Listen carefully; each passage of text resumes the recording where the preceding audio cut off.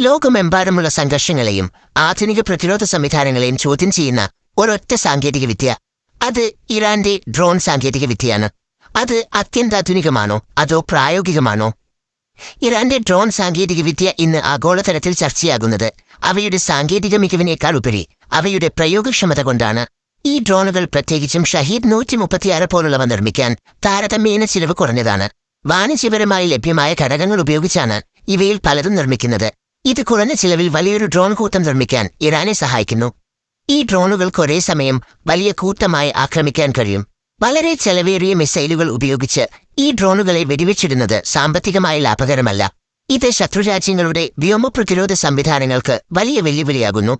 അത്യന്താധുനിക മിസൈലുകൾ പോലും ഈ താഴ്ന്ന ചിലവിലുള്ള ഡ്രോൺ കൂട്ടങ്ങളുടെ ആക്രമണത്തിന് മുന്നിൽ പതറുന്നു. യമനിലെ ഹൂത്തികൾ, ലെബനനിലെ ഹിസ്ബുള്ള, കൂടാതെ റഷ്യയെപ്പോലുള്ള മറ്റ് രാജ്യങ്ങൾക്കും ഇറാൻ ഈ ഡ്രോണുകൾ വിതരണം ചെയ്യുന്നു. ഇത് ഇറാന്റെ സ്വാധീനം വർദ്ധിപ്പിക്കുകയും അവരുടെ ഡ്രോൺ സാങ്കേതികവിദ്യ ലോകമെമ്പാടുമുള്ള സംഘർഷങ്ങളിൽ പ്രധാന പങ്ക് വഹിക്കാൻ കാരണമാവുകയും ചെയ്യുന്നു.